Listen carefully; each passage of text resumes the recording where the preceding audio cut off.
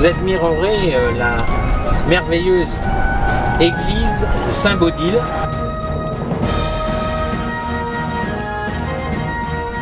Nous sommes ici devant la porte principale de la ville romaine. La statue d'Auguste présente ici va donner le nom à cette porte, la porte Auguste.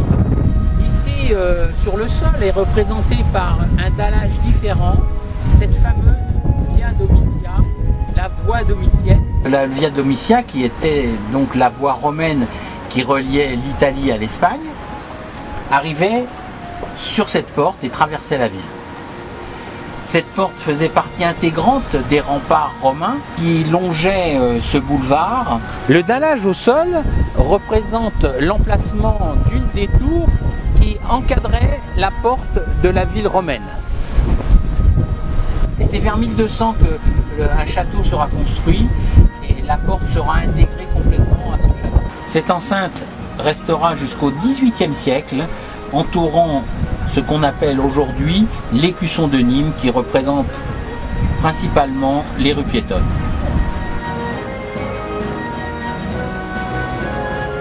Dans cette rue, la source va se transformer en une rivière qui va alimenter la ville.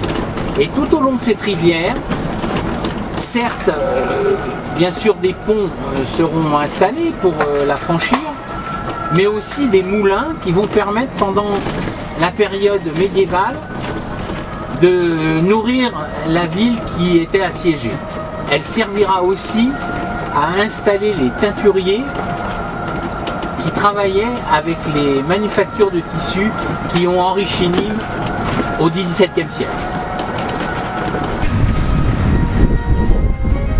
Nous arrivons sur la place du marché qui est composée des deux emblèmes des armoiries de la ville. Le premier étant le palmier, bien sûr, et le deuxième étant le crocodile. Pourquoi un palmier et un crocodile en guise d'armoirie?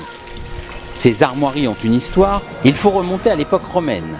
Après la mort de Jules César, deux postulants s'affrontent pour le pouvoir. Marc-Antoine, qui tombera amoureux de Cléopâtre, et Octave, fils adoptif de Jules César. Va s'en suivre une bataille, la bataille d'Actium. C'est une bataille navale, et c'est Octave qui va la gagner, et qui va ainsi devenir le premier empereur romain, l'empereur Auguste.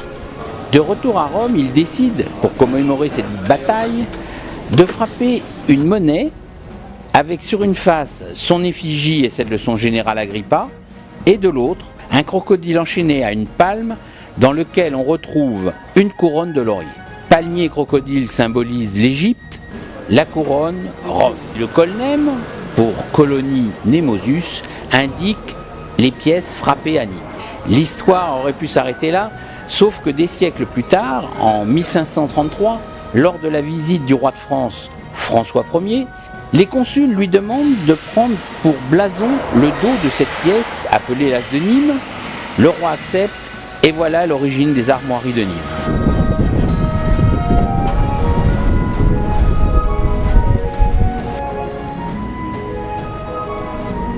C'est Christian Moncouquiole, appelé Niménio II, qui aura le droit à sa statue. Pourquoi l'amphithéâtre romain nîmois est-il l'un des mieux conservés au monde? Parce que pendant près de 700 ans, il va être habité. Quand l'Empire romain s'est effondré, les Visigoths ont été les premiers à habiter les arènes. Ensuite sont venus bien d'autres envahisseurs, comme les Vandales, les Sarrasins par exemple. Une confrérie de chevaliers va même habiter ces arènes transformées en forteresses. Une fois les chevaliers partis, les Nîmois vont s'accaparer cette forteresse et la transformer en village fortifié à l'intérieur de la ville. Ils occuperont les gradins sur lesquels ils vont construire des maisons et même sur la piste qui sera transformée en place du village.